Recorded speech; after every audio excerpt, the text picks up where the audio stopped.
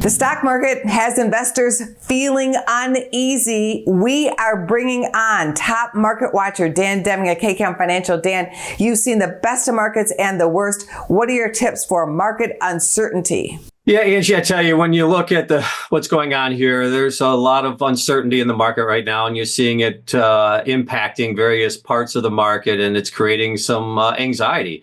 And rightly so, as we are now breaking down through some key levels that the market has not experienced in a couple of years, honestly, as the shifting dynamics as far as the economic structure here in the U.S.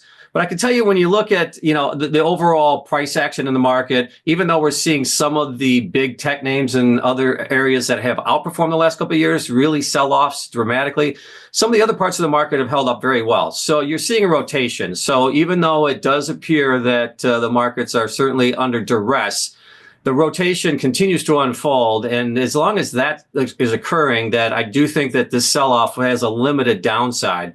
I think as the market's just getting rotated out of high flyers into more defensive names and other parts of the market, that this will sort itself out over the next month or so. But in the meantime, it doesn't feel good, and it does cause, again, some uncertainty. As you know, though, for investors, times of uncertainty can bring opportunities to scoop up some stocks at lower levels. This is an opportunity if they have some cash available to look for some valuations that might be compelling.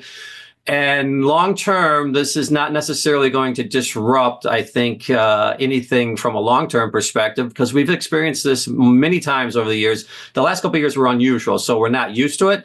But long term, this happens typically once or twice a year. What are you watching this week? Yeah, Angie, by three things this week. Our market momentum, as we are now breaking down through some key levels that the market hasn't experienced in a couple of years. So market participants are going to be keeping a very close eye on the fact that we are now breaking down from some key support levels. Number two would be the data this week. See if the data changes the tide. We have CPI and PPI coming out this week. And the third thing will be the administration initiatives as well as Fed speak. We're continuing to see, again, that impacting the market on a day-to-day basis, and I expect that to occur once again this week. Thank you very much, Dan. All right. Thanks for having me, Angie.